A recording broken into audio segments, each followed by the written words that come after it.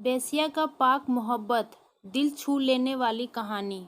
राजस्थान के एक छोटे से गांव में रहने वाली एक 13 साल की बच्ची प्रमीला भरी दोपहर को रेगिस्तान में दौड़ी दौड़ी कहीं किसी को ढूंढ रही थी। रेगिस्तान के पास उपस्थित एक पक्की सड़क के किनारे छोटी सी चाय की टपकी के पास आते ही उसकी बेचैन सी नजरें शांत हो गई। जिसे ढूंढ रही थी शायद वह उसे मिल गया था। एक 45 साल के आदमी के पास जाकर प्रमीला अपने पर्सन के बैग से स्टील की टिफिन बक्सा निकालकर उस आदमी से बोली, बापू दोपहर का खाना मासा ने थारे लिए भेजो है, समय से खा लियो वरना बीमार पड़ जाओगे। थारे को ढूंढते ढूंढते घनी देर हो गयो, अब मैं जाती हूँ। यह बोलकर प्रमीला वापस मुड़कर जाने लगी। उफ, ये मटकती हुई कमर, भारी मटके को कमर में सटाए पानी भर के घर लाने वाली गांव की हर लड़की की चाल एक ही जैसी थी। तो प्रमीला में ऐसा क्या खास था? भरा पूरा मध्य आकार का स्तन टाइट चोली के चलते चोली के ऊपरी सतह से थोड़ी सी दिखने लगी थी, जिसे प्रमीला का शिफॉन का दुपट्टा ढंग से छुपा न पाया था। उसके ऊपर से गोरे रंग पे यह हल्की सी तांबे जैसी चमक, जो सूरज की तेज रोशनी का गुना था। घुंघराले मेघ की घनघोर घटा जैसे बाल। प्रमीला के बापू दिवाकर के पास बैठे हुए उसका दोस्त बलदेव प्रमीला की सुंदरता अपने हवस भरे दिमाग में टटोल रहा था। बलदेव, जो खुद 35 साल का रहा होगा, वह उस बच्ची से ब्याह करना चाहता था। कई बार अकेले में पाके उसने प्रमीला को प्रेम प्रस्ताव भी दिया था। पहले तो प्यार से मीठी मीठी बातें कहकर बहलाना चाहा, पर जब प्रमीला न मानी तो उसके साथ जबरदस्ती भी करने की कोशिश की। प्रमीला ने जब यह सारी बातें अपने घर वालों को बताई तब किसी ने उसके बातों पर भरोसा नहीं किया। दरअसल बात ऐसी थी कि बलदेव के कारण ही दिवाकर के पूरे परिवार का गुजारा चलता। बस इसी कारण से समझौता करना सही लगा सबको। उधर बलदेव शारीरिक शोषण का भरपूर फायदा उठाने के बाद प्रमीला को शहर के मशहूर कोठे पे बेच दिया। कुछ साल बाद सुबह के 8 बज रहे थे। प्रमीला नहाने के बाद बदन में टॉवल लपेट के बाथरूम से बाहर निकली। आईने के सामने खड़े होकर कपड़े बदल ही रही थी कि उसने अपने ही नंगे बदन को दर्पण में घूरना शुरू कर दिया। जो बात उसने अब तक सोचने की भी गरिमा नहीं समझी थी, आज वही बात उसके दिल को कचोट रहा था।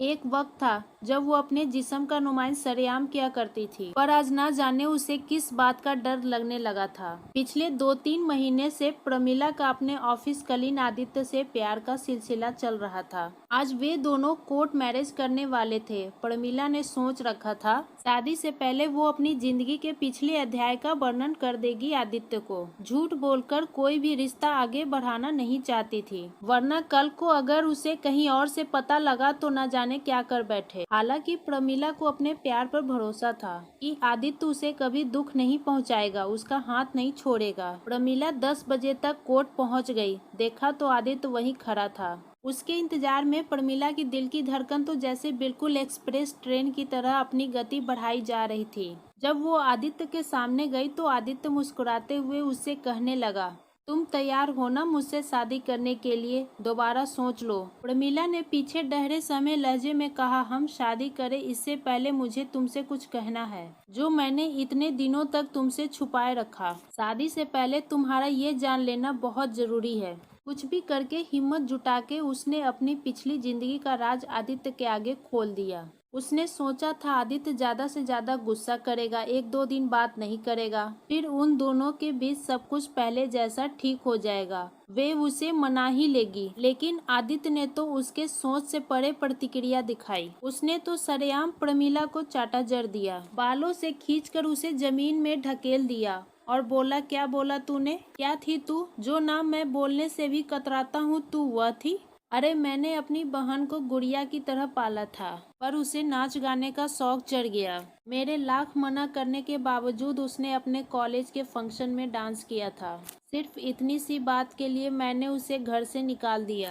सारे रिश्ते तोड़ डाले उससे, कभी जानने की कोशिश नहीं की कि वह कहाँ है, कैसे है, किस हाल में है। फिर तू तो एक वेश्या। आदित्य के लब लड़खड़ाए। अरे जब मैंने अपनी सगी बहन तक को नहीं बख्शा तो तू क्या चीज है? तूने मेरी मोहब्बत का अपमान किया, नापाक लड़की, चली जा मेरी नजरों के सामने से, दोबारा अपनी शक्ल मत दिखाना। आंखों में गम के आंसू लिए प्रमीला वहां से चली तो आई थी, पर अभी तक उसके कानों में आदित्य के कहे अल्फाज गूंज रहे थे। इतनी जबरदस्त चोट पहुंची उसके दिल को कि वह सह न पाई। एसिड की पूरी बोतल पी लिया, एक उफ तक नहीं किया उसने। एसिड से होने वाली जलन मानो कुछ भी नहीं थी, उससे कई गुना ज्यादा तो उसका दिल गम की चुभन के मारे तिलमिला रहा था। कुछ ही देर बाद सारी तड़पन शांत हो गई। अब प्रमीला के सारे गम बिल्कुल खत्म हो चुके थे। वे इस दुनिया से हमेशा के लिए जा चुकी थी, रहकर भी क्या करती। उसकी जिंदगी के इकलौते अहम इंसान ने उसे नकार जो दिया था। एक चिट्ठी छोड़ गई थी वो आदित्य के नाम, जिसमें लिखा था, मैं नापाक जरूर हो सकती हूँ पर मेरा प्रेम उतना ही पाक है जितना लोगों के दिल में भगवान के लिए श्रद्धा। तुमने मुंह मोड़ क्या लिया, कमबख्त, हमसे जिया नहीं जा रहा। तुम चाहे मुझसे आज जितनी ही नफरत कर लो, भले ही मेरी सब यात्रा के हिस्सेदार न बनो, पर किसी दिन मेरी याद में तुम्हारे आंखों में आंसू आए तो तुम मुझे अपने साथ पाओगे। यह वचन रहा। आदित्य ने सुमन नाम की लड़की से शादी की है। वे दोनों ऑनलाइन डेटिंग पर मिले थे। फिर आदित्य ने उसे इस प्यार मोहब्बत के चक्कर में न पड़ते हुए एकदम से शादी के लिए प्रपोज कर दिया था। सुमन भी खुशी खुशी राजी हो गई थी। फिर उसके शादी के 1 साल पूरे होने से पहले ही उसका बेटा पैदा हुआ, राहुल, सुमन का बेटा। सुमन ने आदित्य के लाख मना करने के बावजूद राहुल को बोर्डिंग स्कूल में एडमिशन करवा दिया। आदित्य का बस यही कहना था कि इकलौता बेटा है हमारा, क्या जरूरत है उसे बोर्डिंग में डालने की। आखिरकार जब हमारे पास इतना पैसा है कि हम उसे अच्छे स्कूल में पढ़ा सके, तो फिर बोर्डिंग ही क्यों। पर सुमन के सामने वो हार मान गया। आदित्य पहले बेसरकारी दफ्तर में काम किया करता था, पर अब उसकी इंपोर्ट एक्सपोर्ट की खुद की कंपनी है। काम के सिलसिले में उसे कई बार हफ्ते दर हफ्ते बाहर रहना पड़ता था, अपनी बीवी से दूर। करीब 1 महीने पहले की बात होगी। अपने काम से आदित्य घर वापस आ रहा था, तभी उसने किसी व्यक्ति को अपने घर से जल्दी जल्दी में निकलते देखा। उसने अपनी बीवी से पूछा भी कि कौन आया था घर में। उसकी बीवी ने तो साफ झूठ बता दिया, कोई भी तो नहीं। इससे उसके शक के शोले को हवा लग चुकी थी। आदित्य ने फिर तनिक भी देर न लगाते हुए एक सीक्रेट डिटेक्टिव एजेंट को हायर कर दिया।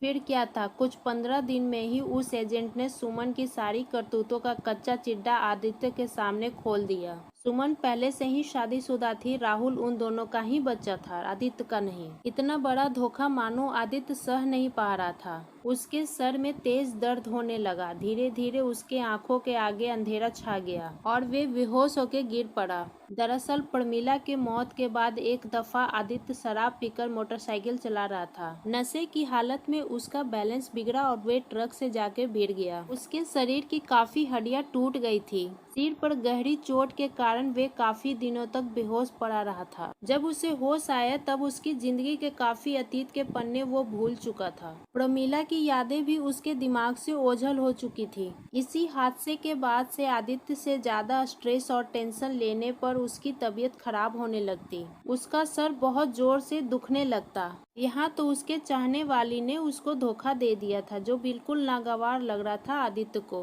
फिर भी वह सुमन से एक अल्फाज भी ना कह सका। दिन प्रतिदिन आदित्य की हालत बिगड़ती जा रही थी। उसकी तबीयत लगातार खराब हो रही थी, जिसके चलते उसका बिजनेस भी ठप पड़ने लगा था। इसी हाल 2-3 महीने गुजरने के बाद आदित्य की हालत देख उसकी बीवी उसे छोड़कर कहीं चली गई। आदित्य को बताया तक नहीं, पर आदित्य को इतना तो समझ में आ चुका था कि सुमन जहाँ कहीं भी गई है वापस लौट के कभी नहीं आने वाली। वह उसे हमेशा के लिए छोड़कर गई।